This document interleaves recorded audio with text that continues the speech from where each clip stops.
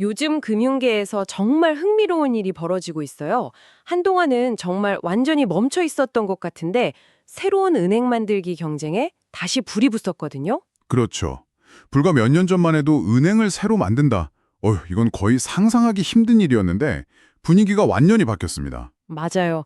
제가 자료들을 좀 보니까 2000년대 초반만 해도 미국에서 한 해에 수백 개씩 은행이 생겨나던 시절이 있더라고요. 네, 1999년에는 무려 270개나 설립됐었죠. 와, 270개요?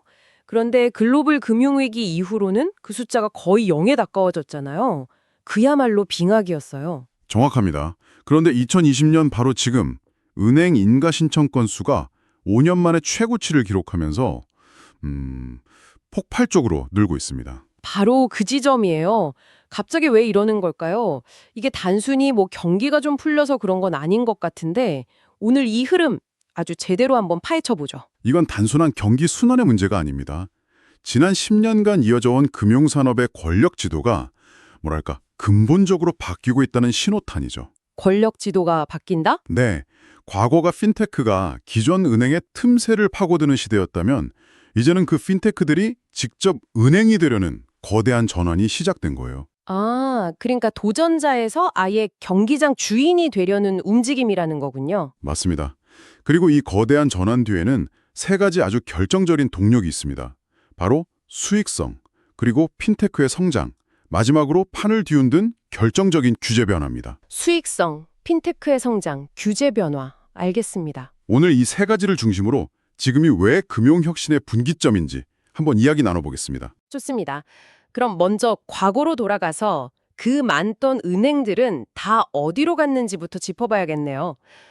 1990년대에는 왜 그렇게 은행 설립 붐이 일었던 건가요? 그때는 은행업이 말 그대로 만들기만 하면 돈이 되는 사업이었거든요. 아, 그냥 돈 복사기 같은 느낌이었군요. 거의 그랬죠. 두 가지 환경이 완벽하게 갖춰져 있었어요. 바로 규제 완화와 고금리 환경입니다. 지금처럼 복잡한 규제도 적었고 예금이랑 대출 이자 차이, 즉 예대 마진만으로도 엄청난 수익을 낼 수 있는 시대였으니까요. 투자자들 눈에는 정말 매력적인 시장이었겠어요. 그냥 돈이 막 굴러다니는 것처럼 보였을 것 같은데요. 정확해요. 특히 사모펀드들이 이 기회를 놓치지 않았습니다. 여러 지역의 소규모 커뮤니티 은행들을 마치 쇼핑하듯이 사들이거나 새로 만들어서 덩치를 키우는 전략이 대유행이었죠. 일종의 은행 쇼핑 붐이었네요. 네, 그랬죠. 하지만 그 황금기는 영원하지 않았죠. 2008년 글로벌 금융위기가 모든 걸 바꿔버렸습니다. 네, 금융위기는 은행 시스템 전체에 대한 신뢰를 무너뜨렸고 그 결과는 규제의 쓰나미였습니다. 도드프랭크법이나 국제결제은행의 자기자본 규제인 바젤3 같은 그 이름만 들어도 머리 아픈 것들이요. 네, 그런 규제들이 연이어 도입됐어요. 이건 단순히 서류 작업이 좀 복잡해진 수준이 아니었어요. 듣기만 해도 숨이 막히네요. 은행 설립의 문턱이 그냥 높아진 게 아니라 아예 거대한 벽이 세워진 느낌인데요. 맞습니다. 은행이 감수해야 할 위험 부담은 훨씬 커졌는데 규제 때문에 돈 벌기는 더 힘들어졌죠. 자본은 훨씬 많이 쌓아둬야 하고 모든 거래는 현미경으로 들여다보듯 감시 대상이 됐고요. 그러니 누가 위험을 무릅쓰고 은행을 새로 만들려고 하겠어요? 그렇죠. 은행을 새로 만든다는 선택지 자체가 사실상 지도에서 지워져 버린 시기였습니다. 바로 그 빈자리를 핀테크들이 파고들기 시작한 거군요. 그런데 이들은 처음부터 은행 인가를 받으려고 하진 않았어요. 네, 대신 기존의 작은 은행들과 손을 잡는 파트너 은행 모델을 활용했죠. 아, 일종의 우회 전략이었군요. 아주 영리한 전략이었습니다. 핀테크 입장에서는 수년이 걸리고 수백억이 깨질 수 있는 은행 인가 절차를 피하면서도 예금이나 결제 같은 핵심 서비스를 고객에게 제공할 수 있었으니까요. 그 파트너가 되어준 은행들도 덕분에 돈을 많이 벌었겠네요. 물론이죠. 크로스리버나 웹뱅크 같은 은행들이 바로 이 틈새 시장을 파고들어서 핀테크들의 파트너가 되어주는 사업 모델로 엄청나게 성장했죠. 서로 윈윈하는 모델처럼 들리긴 하는데 뭔가 핀테크 입장에서는 좀 아쉬운 점도 있었을 것 같아요. 핵심 기술은 다 자기들이 가지고 있는데 결국 라이센스는 남의 걸 빌려 쓰는 셈이니까요. 정확한 지적입니다. 초기에는 분명 윈윈 구조였고 이 모델 덕분에 수많은 핀테크 혁신이 가능했던 것도 사실입니다. 하지만 기업이 성장할수록 문제가 생기기 시작해요. 어떤 문제죠?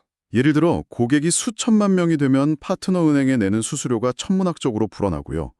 또 신사업을 하려고 해도 일일이 파트너 은행이 눈치를 봐야 하는 제약이 생기죠. 성장의 한계에 부딪힌 겁니다. 듣고 보니 정말 기나긴 침체기였네요. 파트너 은행 모델도 한계가 보이기 시작했다면 이 판을 뒤흔들 만한 정말 강력한 무언가가 나타났다는 건데 그게 대체 뭐였을까요? 첫 번째 전환점은 아주 본질적인 겁니다. 본질적인 거요? 바로 돈이죠. 은행업이 다시 돈이 되기 시작한 겁니다. 아, 금리 인상. 맞습니다. 팬데믹 이후에 인플레이션을 잡기 위해서 전 세계 중앙은행들이 공격적으로 금리를 올렸잖아요. 네, 제 대출 이자도 많이 올랐죠. 그렇죠. 바로 그 덕분에 지난 10년간 바닥에 붙어있던 은행들의 순이자 마진이 급격히 개선되면서 순이익이 역사적인 수준으로 반등했습니다. 아, 그러니까 우리 예금 이자는 찔끔 오르는데 대출 이자는 확 오르면서 은행들이 다시 큰 돈을 벌게 된 바로 그 현상이군요. 네. 은행은 다시 돈이 된다는 아주 단순하고 강력한 명제가 시장에 다시 각인된 겁니다.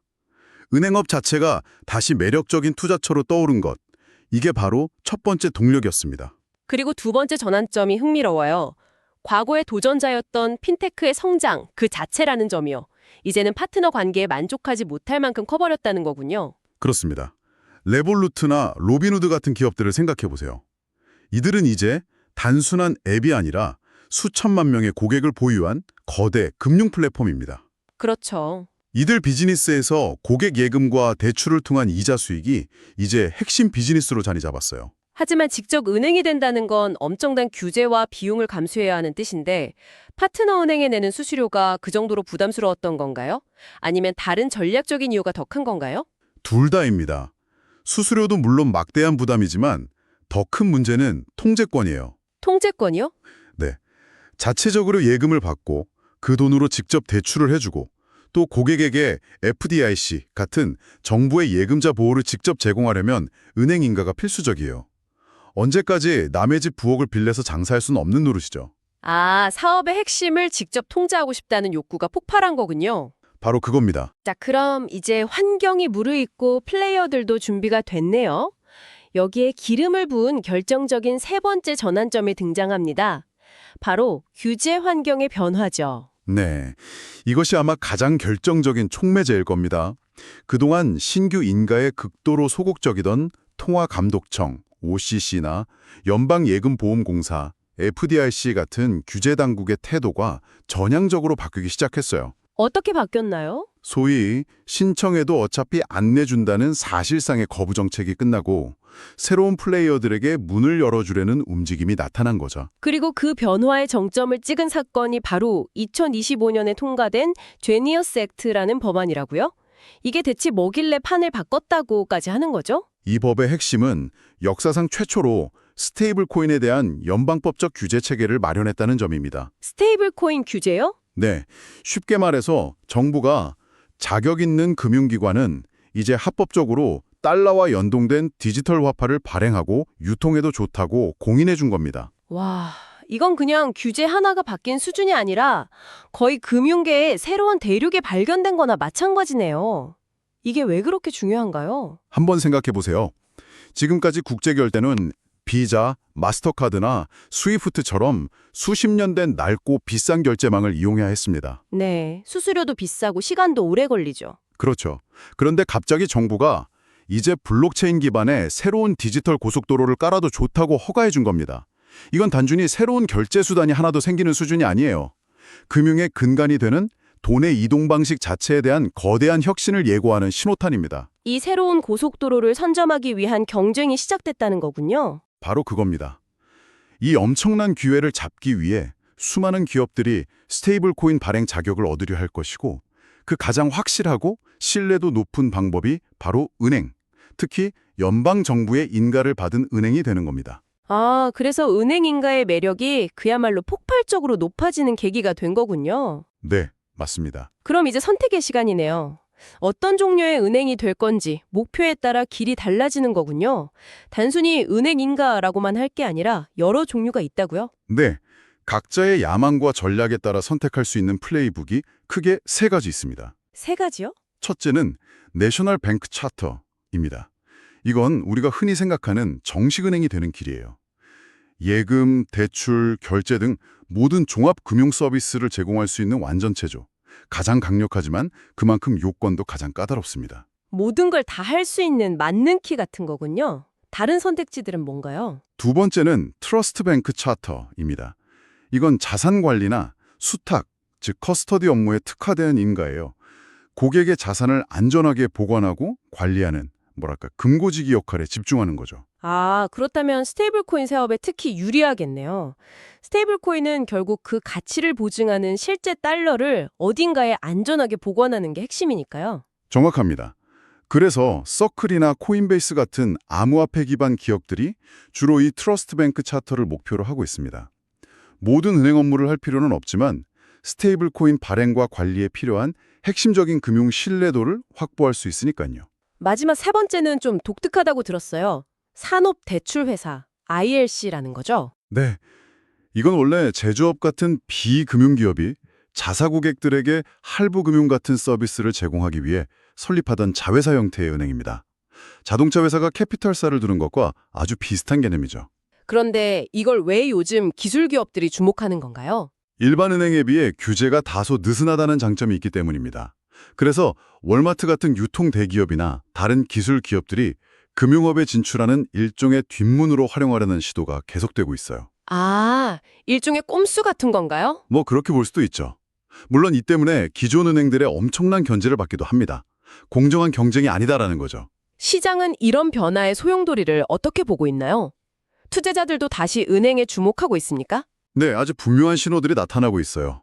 실제로 지난 1년 동안 미국과 유럽의 은행 주가는 한때 시장을 주도했던 기술주 못지않은 좋은 성과를 보였습니다. 금리 상승의 직접적인 수혜를 본 거군요. 그렇죠. 특히 디지털 역량이 뛰어나고 효율적으로 운영되는 금융기업들의 가치는 훨씬 더 빠르게 오르고 있습니다. 이제 은행 인가라는 것 자체가 기업 가치를 끌어올리는 일종의 프리미엄으로 다시 인식되고 있다는 거군요. 한때는 규제 덩어리 취급을 받았는데 말이죠. 맞습니다. 과거에는 족쇄로 여겨졌지만 이제는 안정적인 수익 기반과 새로운 사업 기회를 보장하는 자격증으로 위상이 완전히 바뀌었어요.